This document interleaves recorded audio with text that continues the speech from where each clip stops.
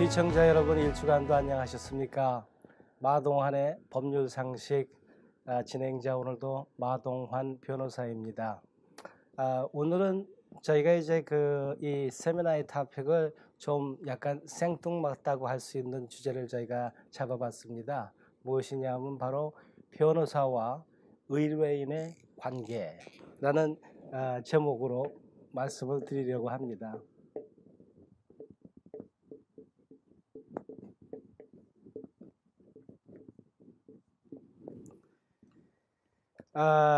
변호사를 선정하려고 그러면은 또 법적으로 전혀 아무런 문제가 없었다가 갑자기 어떤 법적인 이슈가 생겨서 변호사를 필요로 할 때 우리는 주위에서 물어보기도 하고 광고를 보기도 하고 또 요새는 SNS 레이팅을 보기도 하고 여러 가지 방법으로 변호사를 선임하십니다. 그런데 제가 이제 타운에서 오랫동안 변호사 생활을 하면서 또 이제 많은 클라이언트들, 또 이제 다양한 클라이언트들, 이 한국 의뢰인, 뭐 아르메니안 의뢰인, 유대인, 뭐 이런 다양한 민족들을 보면서 그 민족들의 역시 그 문화와 배경이 이러한 변호사와 의뢰인의 그 관계를 형성하는 데 있어서도 상당히 중요한 부분을 차지하는구나 하는 느낀 바가 제 나름대로 또 있었었고, 그리고 예전에 제 클라이언트 중에 한 분이, 의뢰인 중에 한 분이 이 방송을 접하시게 되시고 보신 후에 이러한 토픽으로도 한번 그 세미나를 가졌으면 어떻겠느냐 하는 이제 말씀이 있어서 오늘 이러한 주제를 정하게 됐습니다. 우선 처음에 저희가 이 프로그램을 시작하면서 드렸던 말씀이 우리가 이제 법은 상식이다라는 말씀으로 지금 쭉 이어오고 있습니다. 근데 변호사가 필요할 때는 분명히 그 변호사를 필요로 하는 사람이 어떤 관계에 문제가 있어서 변호사를 찾게 된다는 얘기입니다. 그 관계는 의뢰인과 다른 제3자하고의 관계일 수도 있고, 의뢰인과 어떠한 정부 기관하고의 관계일 수도 있고, 또 경우에 따라서 저희가 종종 신문에서도 접하는 이 교회 내의 분쟁, 또 종교 교단 간의 분쟁들은 또 그러한 관계 속에서 다 이제 그 법의 어떠한 선처, 명령 이런 것을 필요로 하기 때문에 변호사를 찾는 것을 저희들은 알고 있습니다. 그런데 어느 관계나 다 마찬가지로 왜 그 관계에 어떠한 불균형이 오느냐 하는 그런 것을 한번 저희가 생각해 볼 필요가 저는 있다고 생각합니다. 우선 한 가지 참 그 고무적인 것은 1년에 이제 2차례씩 있는 이제 저희 State Bar Exam 변호사 시험 결과를 보면은 많은 한인들, 그 중에는 이제 1세, 2세, 3세들 다 이제 있겠죠. 한인들이 변호사가 시험에 합격해서 변호사가 되곤 합니다. 근데 저희 그 타운 내에 또 많은 교민들은 야, 이거 우리 숫자에 비해 가지고 변호사 수가 너무 많지 않나 하는 그런 말씀도 하시는 분이 계시고, 또 여러분이 들어보신 적이 있겠지만은 저는 개인적으로 앞으로도 더 많은 우리 한인들, 또 한인 2세, 3세들이 이 법조계 변호사 시험 합격해서 이런 법조계에서 활동을 많이 했으면 하는 그런 바람을 가지고 있습니다. 참고로 저희가 우리 한국 사람으로서 유대인들하고 많은 비교를 할 때가 있습니다. 여러분 아시다시피 미국 내의 이 법조계에 상당한 퍼센티지가 유대 백그라운드를 가지고 계신 분들의 판사, 변호사, 검사분들이 있다는 것은 여러분들 이미 다 잘 아시고 계시는 바일 겁니다. 10월 달 이제 되게 되면은 유대인 이 새해 라샤샤나를 시작으로 해서 연말까지 쭉 이어지는 유대인 명절 때 그 많은 판사들이 법원을 비우고, 물론 그 베케이션을 이제 갖는 거죠. 그래서 이제 10월 달부터 연말까지는 법정이 dark하다, 주인이 없어서, 판사가 없어서 진행되지 않는다 하는 그런 얘기들이 있습니다. 제가 이러한 이 말씀을 드리는 것은 여러분들이 어떤 문제가 있었을 때 과연 내가 의지할 수 있는 내 법적인 문제를 맡길 수 있는 변호사를 어떻게 어떤 기준으로 선임을 해야 되느냐 하는 것도 이 세미나 부분에서 제가 이제 말씀을 드릴 겁니다. 하지만은 먼저 제가 꼭 말씀을 드리고 싶은 것은 모든 관계에는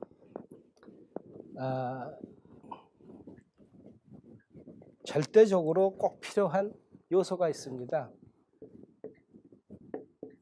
이 관계에는 기대, 내가 어떠한 기대를 갖고 있느냐. 우리가 신앙생활을 제가 한다 보면 우리와 하나님의 관계, 내가 어떤 기대를 갖고 있느냐. 물론 하나님한테 구원받고 우리가 그 영생을 누린다는 그러한 물론 기대가 아니라 이제 믿음이 되겠죠. 하지만 의뢰인과 변호사 간의 이 관계가 형성되는 데 있어서 제일 중요한 거는 의뢰인이 가지고 있는 문제의 객관성입니다. 가령 어떤 상황에 입각해서 의뢰인이 내가 이거는 진짜 잘못은 했구나. 하지만은 나는 한 10,000불 정도의 손해배상을 하면 되겠지. 나는 그러한 막연한 기대로 케이스를 시작을 했는데 실제 객관적으로 봤었을 때 이 상황은 만이 아니라 가령 1,000,000이라는 그런 손실까지도 가능하다 했었을 때 이런 소송에 그 클라이언트가 자기 본인이 가지고 있는 그 기대에 고집을 한다고 그럴 것 같으면은 그 어떤 관계에도 그 관계가 수월히 소통될 수 아마 없을 겁니다. 그래서 제가 말씀드리고 싶은 건 우선 첫째, 그 의뢰인들이 주위에 귀를 기울이시는 분들 많습니다. 우리가 병원 자랑하라고 그랬고 또 이제 법적인 문제는 사실 그렇게까지 자랑하지 못할 것이 이야기를 하다 보면은 나에게 또 생각지 못했던 손해와 그런 손실들이 이루어질 수 있기 때문에 그 법적인 문제는 자랑을 할 문제가 아니고 이 변호사와 그 관계 속에서 잘 일을 진행해야 되는 게 상당히 중요한 일입니다. 제가 아까 좀 전에 유대인 변호사 얘기를 했지만은 유대인들은 지금 미국 전 인구의 그 퍼센티지로 비교해 봤었을 때 거기에 아마 몇백 배, 몇천 배 많은 퍼센티지의 유대인들이 법조계 내에서 그 퍼센티지를 차지하고 있습니다. 물론 유대인 같은 경우에는 유대인들만을 대상으로 하는 변호업을 하지 않기 때문에 그들의 숫자가 많음에 대해 있어서는 그렇게 크게 와닿지가 않습니다. 하지만은 많은 한인들이 또 이제 지금 한인 커뮤니티 내에서 변호사업을 하고 또 있고 그런 차원에서 이제 우리가 이 타운 내에서는 변호사가 너무 포화된 상태가 아니냐라는 그런 말씀을 하실지라도 일단 한인 변호사들은 많이 2세, 3세 계속 더 법조계의 사람들이 많이 생겨서 그리고 그들이 활동하는 무대가 우리 한인 커뮤니티나 소수 커뮤니티에 제한된 것이 아니라 진짜 미국 전체 커뮤니티를 대상으로 활약할 수 있는 그런 법조인들이 많이 나오시기 간절히 바라는 마음입니다. 예일 법대의 그 총장님 같으신 우리 자랑스러운 그런 한인 2세들 앞으로도 더욱더 많이 나오기를 바라고요. 그리고 제가 이 유대인 클라이언트, 유대인 의뢰인들과 한국 의뢰인들의 차이점을 제가 좀 같이 짚어보고 싶습니다. 물론 제가 이렇게 이단적으로 뭐 유대인 의뢰인, 한국인 의뢰인 이렇게 말씀드린 데는 참 어폐가 있습니다. 왜냐하면 모든 사람들이 다 틀리고 그 관계라는 게 다 1대1의 DNA가 있기 때문에 물론 다 틀리겠지만은 여기는 제가 좀 어떤 편견을 가지고 그동안 이제 많은 이제 클라이언트를 의뢰인들을 대했었을 때에 이러한 차이점들이 일반적으로 눈에 띄더라 하는 그런 이제 초점을 그 포인트를 여러분한테 이제 말씀을 드리려고 합니다. 그 차이점이 어디 있느냐면은 우리 미국 내의 한국인들은 우선 첫째 경험 부족입니다. 어떤 경험이냐 하면은 이 서양법, 이 미국법, 지난번에 제가 이제 말씀드렸던 그 로먼 러와 카먼 러, 이 미국 내에 있는 그 미국 그 법 체제하에 살면서 법의 문제와 부딪혔던 경험이 아주 부족합니다. 우리는 이민 100년이라고 얘기를 하고, 그리고 실제 한인은 70년대 이후에 하다 보니 한 40년 남짓한 그러한 세월 동안 미국 땅에서 살면서 이 법적인 문제들을 경험한 우리 한국인인 반면에, 유대인들은 그들이 벌써 1000년을 넘게 유럽에서 낭인으로 생활을 하면서 그들이 어떻게 법의 보호를 필요로 하고 어떻게 법 테두리 안에서 자기네들의 안위를 지킬 수 있느냐 하는 것을 쭉 삶으로 살아온 사람들이기 때문에 아주 풍부한 경험입니다.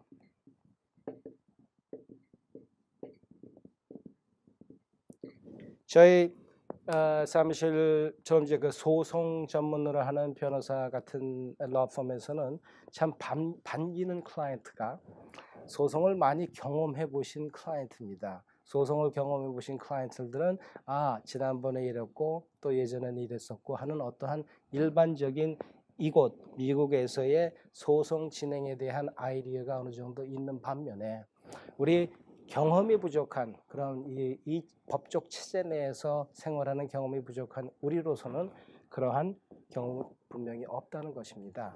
그리고 유대인은 변호사의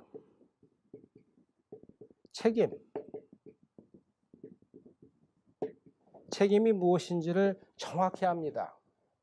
반면에 우리 한국인들은 변호사의 책임을 무엇인지 막연히 압니다. 물론 변호사가 의뢰인의 케이스를 맡아서 의도적이든 아니면 실수로 잘못한 일이 있건 하게 되면은 변호사가 책임을 져야 된다는 건 상식적으로는 아시겠지만, 그럼 책임 추궁을 어떻게 해야 되느냐 하는 이 구체적인 사안에 들어가게 되면은, 오랜 경험이 있었던 사람들은 이 내용을 충분히 압니다. 어떻게 해야 될지. 반면에 한국인 같은 경우에는 이 추궁을 하기 위해서 또 3자, third party, 그리고 다른 변호사, 여러 가지 또 이제 필요로 하는 사항들이 있겠죠. 그래서 이러한 변호사의 책임론에서 가정이 틀리다 보니까 우리 한인타운 커뮤니티에는 아니면은 특히 이제 그 소수민족 커뮤니티에 많이 있는 일들이 뭐냐면은 불법 변호 영업입니다.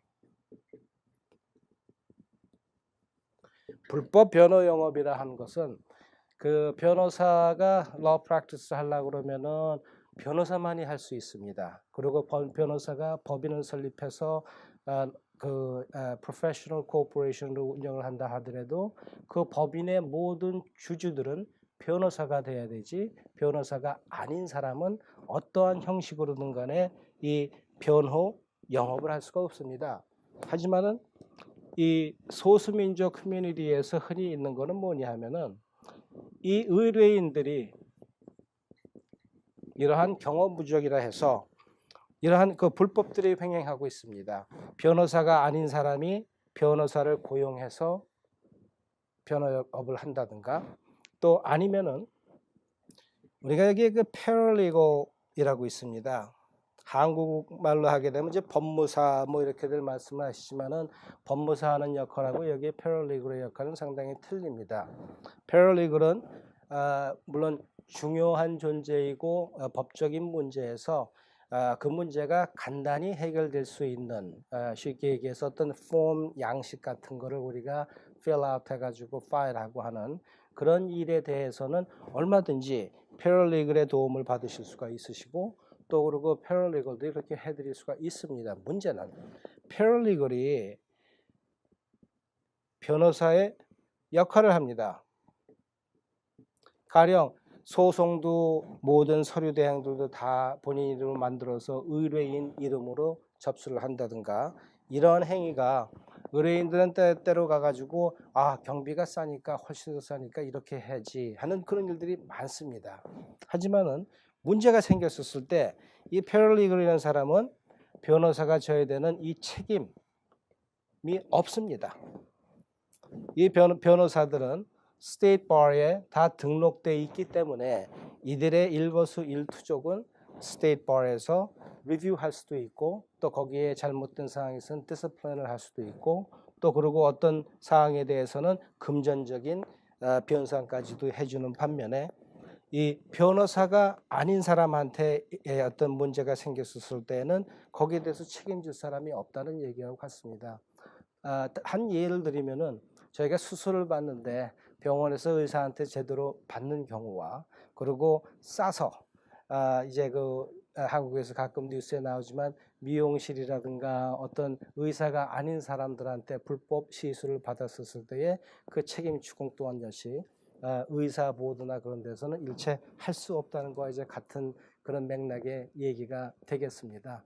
그래서 변호사를 선임할 때에 제가 이제 그러면 어떤 점들을 우리가 미리 사전에 확인하고 또 내가 이 선정을 해야 되겠느냐 하는 이제 그런 것을 한번 같이 이제 생각해 보기를 바랍니다. 또 마지막 그 이전에 제가 유대인과 한국인들의 이제 그러한 그 차이점들을 갖다 이제 많이 말씀을 드렸지만은 유대인들은 죄송합니다. 제가 이 유대인에 대한 어떤 이 언급을 자주 하지만 제가 많은 한국 분들이 또 우리의 민족과 유대인의 민족의 그 비슷한 점들을 많이 포인트하고 또 그리고 지혜로운 민족으로도 알려 있고 그렇기 때문에 제가 이제 말씀을 드리는데 이러한 경험 부족으로 인해 가지고 우리 이 미국 생활에서 지금 생활하고 있는 교민들 같은 경우에는 이러한 이 유대계통의 의뢰인들에 대한 그런 그 변호사 선임 때 이 냉철한 그런 이제 판단력이 상당히 부족하다 하는 그런 말씀을 이제 드리는 겁니다. 어떤 경우가 이제 제일 답답한 경우냐 하면은 어떤 의뢰인이 5명의 변호사를 찾아가서 자기의 문제점을 얘기했는데 모든 변호사들이 다 일제히 안 된다고 얘기를 했습니다. 가령 예를 들어서 어떤 남자가 우리가 아이를 갖는 거는 여자가 갖는 건데 남자인 내가 아이를 갖고 싶다 해서 아이를 갖게 해달라 하는데 그거는 뭐 물론 이제 지금 또 21세기 의학이 뭐 남자도 임신을 할 수 있다는 그런 얘기도 나오고 있지만은 그건 제가 거기까지 가지는 않겠습니다. 하지만 오늘 지금 이 순간에 우리가 알고 있는 상식은 아기를 갖는 거는 남자의 뱃속에 있는 게 아니라 여자의 뱃속에 있는데 어떤 분들은 꼭 남자인 내가 아기를 갖다고 그래서 5명을 찾아가도 다 안 된다고 그러는데 6명째 가니까 된다는 겁니다. 되되 그 대신에 어마어마한 돈을 달라고 합니다. 제가 안타까운 경우를 본 거는 내가 원하는 거, 남자가 애를 낳는 거, 객관적으로는 말이 안 되는 그 얘기를 내가 고집을 하는 바람에 이 사람을 만나서 해주겠다는 사람한테 빚까지 내서 이 돈을 갖다 줬는데 결과는 아니었었을 때 흔히 이 의뢰인은 이 사람을 사기꾼이라고 합니다. 네, 맞습니다. 이 사람은 사기꾼입니다. 하지만은 사기를 당하려고 자처한 그것은 의뢰인입니다. 그러니까 항상 우리가 어떤 그 관계 속에서 이 서로 이 체크 앤 밸런스가 있는 건 참 좋습니다. 혹여 케이스가 진행 중에 내가 지금 우리 변호인이 의심스러워서 아니면 때로는 혹시 어떤 실수가 없어서 있지 않나 하는 그런 의심이 들 때에는 제2, 제3 그 변호사들한테 상담을 꼭 받으시도록 하시는 것을 제가 적극 권장합니다. 그래서 지금 내 케이스를 맡고 있는 변호사가 어떠한 이슈나 문제점이 있으면은 거기에 올바른 현명한 판단을 내리셔야 될 거고, 또 때로는 이게 내가 참 지나친 나의 걱정과 근심이었었구나 하는 그런 생각이 되신다고 그럴 것 같으면은 이제 아마 그런 제2, 제3의 상담을 통해서 내 변호사와의 신뢰가 더다시 돈독해지실 수 있으실 겁니다. 그래서 이 변호사와 의뢰인의 관계는 참 중요합니다. 특히 더군다나 우리가 소송에 있어서는 팀워크입니다. 변호사와 의뢰인의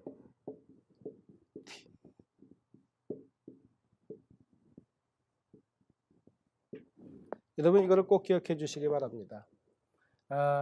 물론 그 송사에 휩싸이지 않는 게 제일 좋은 거라고 제가 이제 말씀을 여러분들한테 드렸었고요. 하지만은 이러한 소송이 있었을 때는 항상 변호사와 의뢰인 간의 소통, 대화 그런 게 상당히 중요하다는 걸 제가 여러분한테 꼭 말씀드리고 싶습니다. 지금 이야기하시다 하다 보니까 벌써 오늘 방송 시간이 다 된 것 같습니다. 제가 그 변호사와 의뢰인의 관계에 대해서는 한 프로그램 세미나로 제가 끝내려고 했는데 형편상 시간상 그렇게 되지가 않아서 다음 주 마저 끝내도록 하고 오늘은 이만 여기서 줄이도록 하겠습니다. 감사합니다.